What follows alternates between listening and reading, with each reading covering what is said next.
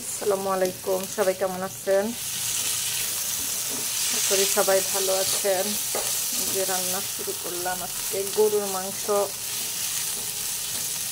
ছিল, একটু রান্না করবো। গরুর মাংসটা ওইখান থেকে উঠাই রেখেছি। এই গরুর মাংস দিয়ে আজকে বাঁধাকপি দিয়ে রান্না করব। কষানো অলমোস্ট শেষ, এখন বাঁধাকপি দিয়ে দেওয়ার পালা।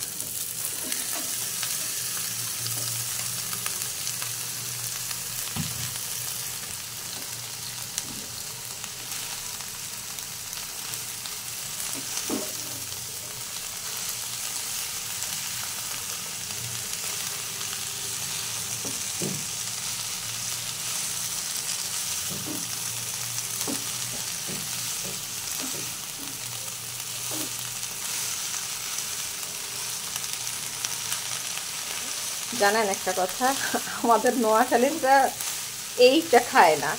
যেমন আমি এটা ঢাকায় এসে খাওয়া শিখছি, আমার আম্মুরা এগুলো পছন্দ করে না। আমাদের দেশে এগুলো খায়নি, আর আমরাও ছোটোবেলা থেকে কখনো খাইনি। কিন্তু ঢাকা আসার পরে দেখতেছি এটা অ্যাভেলেবেল, সবাই রান্না করে। মানে অন্য অন্য দেশের মানুষও রান্না করে, বাট ঢাকাইয়ারা তো খায়। আমার মেয়ের জামাই প্রচুর খায়, ওদের পছন্দ। আমাদের দেশে না, এটা খায় না। আমার আম্মুকে যা এগুলা কি রান্না করে পছন্দ করে না। এরকম উল্টা পাল্টা খাবার নাকি এগুলা, আম্মু বলে। এই হচ্ছে কথা। মিশাই দিলাম, একটু পরে ইনশাল্লাহ হয়ে যাবে। মাংস কষানো শেষ তো, এখন আর পানি টানি দিব না, এই পানিতে ভাজা হয়ে যাবে, শাকের পানিতে ভাজা হয়ে যাবে।